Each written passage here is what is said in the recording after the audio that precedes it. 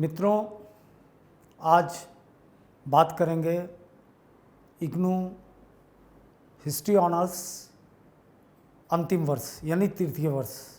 तृतीय वर्ष में भी 2 सेमेस्टर, सेमेस्टर संख्या 5 और 6।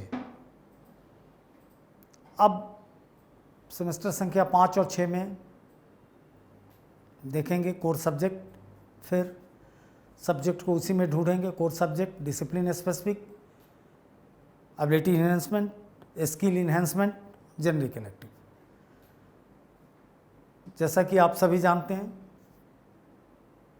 कि धीरे धीरे सब्जेक्ट का ट्रांसफ़र होता रहता है।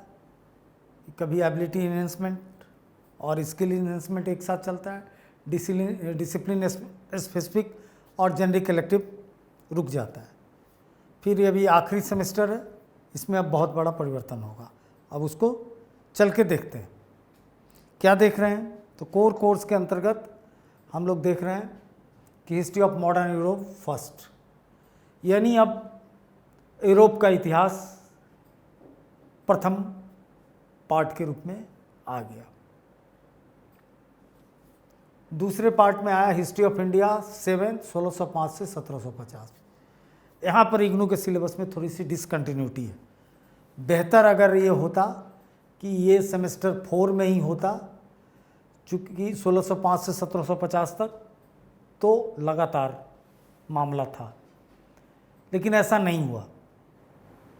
तो उसके पीछे भी ठोस है कि एकदम से अकबर काल, फिर पूरा मुग़ल काल, तो कन्फ्यूज़न होता या रोचकता कम हो जाती। इसलिए इग्नू ने इससे पहले मॉडर्न इंडिया के पार्ट को पढ़ा दिया, यानी मुग़ल काल के पतन से लेकर आधुनिक काल तक, और फिर मेडिवल इंडिया को यहाँ पे भी जगह दिया, जिसके अंतर्गत हम 1605 से 1750 तक पढ़ते हैं, यानी जहांगीर से लेकर और मुग़ल बादशाहों की कहानी को देखते हैं। तो ये तो हुआ कोर कोर्स। 6 क्रेडिट का पढ़ना है, 12 क्रेडिट का पढ़ना है, तो ये दोनों कंपलसरी है। अब कोर कोर्स के बाद हम डिसिप्लिन स्पेसिफिक कोर्स की बात करेंगे। तो आपको पता है कि डिसिप्लिन स्पेसिफिक यहाँ पे 5 सेमेस्टर में आ जाता है। मैंने पहले भी बताया था कि डिसिप्लिन स्पेसिफिक में विषय जनित कोर्स ही होते हैं। Ability enhancement, skill enhancement, general elective के अंदर विषय जनित नहीं होते हैं, अलग अलग फील्डों के विषय को लाया जाता है, लेकिन इसमें विषय जनित है। तो यहाँ पे आ गया हिस्ट्री ऑफ चाइना 1850 से लेके 1978 तक, जो बेहतरीन काल है चाइना के निर्माण का, और फिर हिस्ट्री ऑफ एनवायरनमेंट। अलग से हमें हिस्ट्री ऑफ इन्वायरमेंट पढ़ना है, और पीछे हमने पढ़ा इन्वायरमेंटल स्टडीज़। तो बट नेचुरल है कि ये ऐतिहासिक संदर्भ है, वो ऐतिहासिक संदर्भ नहीं है, वो सामान्य ज्ञान की बात है। इसको मैंने ऐतिहासिक संदर्भ में इसको हम लोगों ने देखा, डिसिप्लिन स्पेसिफिक कोर्स को। अब डिसिप्लिन स्पेसिफिक के बाद हम बात करेंगे तो देखेंगे ability enhancement course. Ability enhancement course में हम देखते हैं कि 5th सेमेस्टर के अंतर्गत, एबिलिटी इन्हेंसमेंट कोर्स के अंतर्गत 5th सेमेस्टर के अंतर्गत देखा गया कि कुछ भी नहीं है। एबिलिटी इन्हेंसमेंट के अंतर्गत कोई भी कोर्स को नहीं रखा गया। अब हम देखते हैं कि डिसिप्लिन वो स्किल इन्हेंसमेंट कोर्स के अंतर्गत क्या रखा गया है। तो स्किल इन्हेंसमेंट कोर्स के अंतर्गत देखते हैं कि कुछ भी नहीं रखा गया है। No ability enhancement, no discipline specific. Ability enhancement में कोई कोर्स नहीं है, नो स्किल इन्हेंसमेंट के अंतर्गत कोई कोर्स रखा गया है। अब जेनरिक इलेक्टिव में देखते हैं तो जेनरिक इलेक्टिव के अंतर्गत भी हमें कोई कोर्स देखने को नहीं मिलता है। तो इस तरह से 5वें सेमेस्टर की कहानी खत्म होती है। अब हम 6ठे सेमेस्टर की बात करते हैं। तो 6ठे सेमेस्टर में हम बात करेंगे कोर कोर्स की। तो core course history of India 8 1700 1857 से, यानी आज़ादी की पहली लड़ाई जिसको आप कह सकते हैं। सत्ता के ट्रांसफ़र ब्रिटिश पार्लियामेंट के पास सीधे चला गया, ईस्ट इंडिया कंपनी के पास, यानी 1857 लगभग 100 वर्षों तक प्लासी के युद्ध से अगर ब्रिटिश ईस्ट इंडिया कंपनी की सत्ता को मान लिया जाए तो हमको क्या देखने को मिला कि प्लासी के युद्ध के बाद ईस्ट इंडिया कंपनी यानी एक व्यावसायिक कंपनी के पास भारत की पूरी राजनीतिक व्यवस्था थी।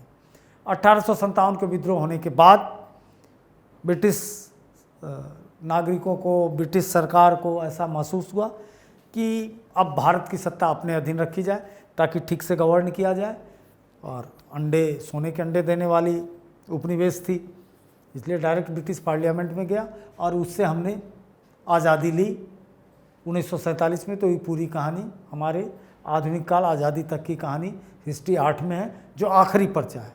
और हिस्ट्री ऑफ मॉडर्न यूरोप यानी 1780 से 1939 तक, द्वितीय विश्व युद्ध तक के यूरोप का इतिहास को हमने देखा। इसके बाद इस तरह से कोर्स की बात खत्म होती है। अब हम छठे सेमेस्टर के अंतर्गत देखते हैं डिसिप्लिन स्पेसिफिक। तो history of modern east Asia Japan पढ़ना है, 5वें में हमें चाइना पढ़ना था, अब इसमें जापान पढ़ना है। और एक वंडरफुल कोर्स यहाँ पे इंट्रोड्यूस हो रहा है, tradition of history writing in India. Tradition of history writing in India historiography है। अभी तक ग्रेजुएशन में हिस्टोग्राफी की चर्चा नहीं होती थी, यानी हिस्टोग्राफी नहीं पढ़ाई जाती थी। ये मास्टर का में की शुरुआत थी और हिस्टोग्राफी के बारे में चर्चा एक पेपर के रूप में नहीं होती थी। वैसे तो इतिहास लेखन की क्या परंपरा रही है, इसकी चर्चा होती थी, लेकिन एक पेपर बन के अब आया है, बहुत बेहतरीन चीज़ है। आगे कोई रिसर्च में इतिहास में जाना चाहता है, उसे हिस्टोग्राफी को समझना होगा।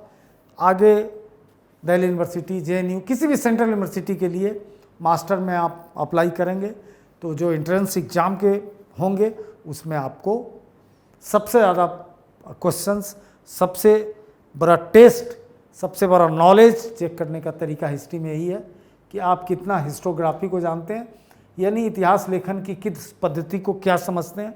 गल्प को, कहानी को, किस्सा को तो इतिहास नहीं समझते।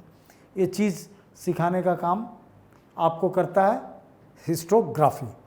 अब डिसिप्लिन स्पेसिफिक के बाद हम बात करेंगे जेनरिक इलेक्टिव की। तो डिसिप्लिन स्पेसिफिक, उसके बाद एबिलिटी इन्हेंसमेंट। एबिलिटी इन्हेंसमेंट में भी कोई कोर्स नहीं पढ़ना है। इसके बाद स्किल इन्हेंसमेंट की बात करेंगे, कुछ भी नहीं पढ़ना है, ये सब हम लोग 2 वर्षों में पढ़ लिया। उसके बाद हम लास्ट बात करेंगे जेनरिक इलेक्टिव, नथिंग, कुछ भी नहीं पढ़ना। तो इस तरह से कोर सब्जेक्ट और डिसिप्लिन स्पेसिफिक के द्वारा हम अपने क्रेडिट को, 28 क्रेडिट को पूरा करते हैं, यानी 12 क्रेडिट की पढ़ाई हम इसमें कर लेते हैं। डिसिप्लिन स्पेसिफिक में 2 सब्जेक्ट को पढ़ के, जापान और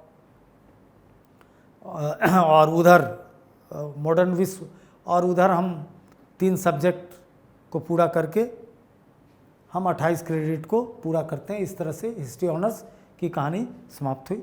अगर ये चैनल आपको काम का लग रहा है, किसी ढंग की जानकारी आप इससे ले रहे हैं, तो इसको सब्सक्राइब करें, बेल आइकन का बटन दबाएं।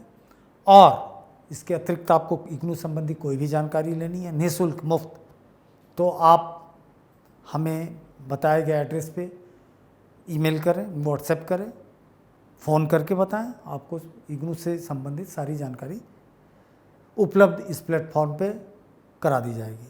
जय Hind. Contact email straightforwardclasses@gmail.com. Phone number 90130111749. WhatsApp 8800740094.